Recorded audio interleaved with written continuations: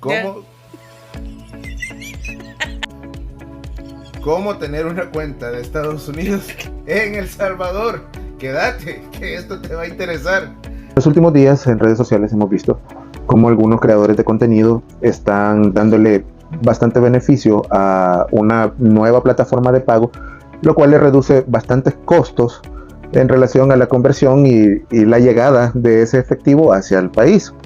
Entonces, hemos tomado la tarea, o de hecho hace más o menos una semana que pedimos esta tarjeta. Yo ya la había configurado un poco más antes, pero habría que primero abonarle con $5 y de ahí puedes pedir la tarjeta y te llega supuestamente en 2 días, lo cual no fue así. Parte 1 de lo que estamos desmintiendo de lo que te dicen estos creadores de contenido.